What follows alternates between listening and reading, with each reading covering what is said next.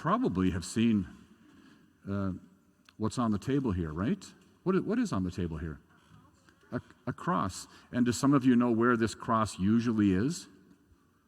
Yeah, it's usually way up front at the table, and we're going to bring it there in a little while, so it's in its right place. But I want to talk to you about it just a little bit this morning. At the top of the cross, and feel free if you need to get off your chair to see this, right at the top, what do you see? At the very top. Feel free to just come a little bit closer to it, and somebody can tell me and us what's right at the top of the cross. You might be surprised, right? Just take a guess. It looks like, and it is, right? Does anybody here know? I'm not going to say it yet, but does anybody here know what's at the top of this cross? We look at it every Sunday, and I know that you're far away from it, so you couldn't see it. But I tested the choir even this morning. They're right close to it every Sunday. And, well, let's just say they didn't pass the test. Because it's not that easy to see, but at the top of the cross is an elephant. And I've asked a lot, there really is. Come look sometime. And I've asked a lot of different people about what exactly does that mean, and I've looked it up. And some people have said, and I think it's a good answer, that the reason there's an elephant at the top of this cross is because, not just in Christian history, but in the world, elephants are known to be very caring and compassionate. Did you know that? Very caring and compassionate animals. And that might be surprising because we might be scared of an elephant, but they're very caring. I've come up with a couple of other reasons why I wonder if, and that might be the reason, because it's a symbol also of the cross and of Jesus, who is also very caring and compassionate, right? The other reason I thought, well, maybe there's an elephant up there is because elephants are well, they're big. And they're heavy.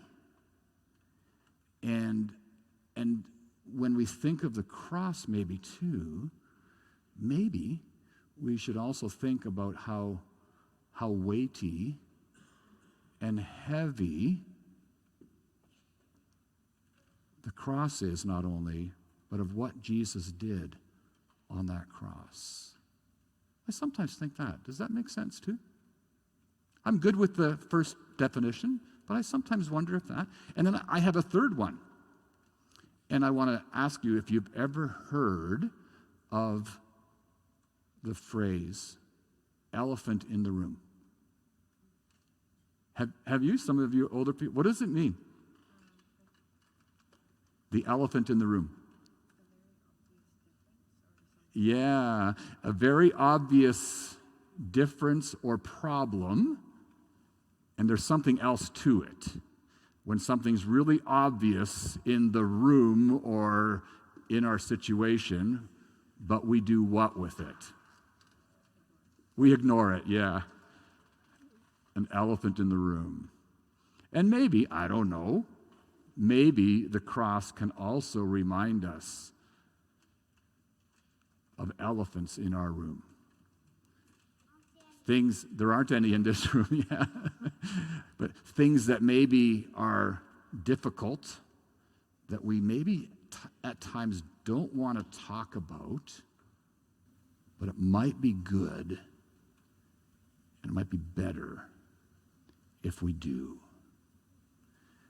And maybe the elephant at the top of the cross reminds us of where we can go to talk about our problems. We can always go to Jesus. And we can always go to people who love Jesus. And that's why I'm just so glad that you're all here this morning for children's time and Sunday school, because it's so important that we are able to go to Jesus and learn that Jesus, even more than any elephant, is compassionate and kind. And that no matter what is going on in your life, no matter how heavy a problem, you can always bring it to Jesus. Okay? Because he loves you.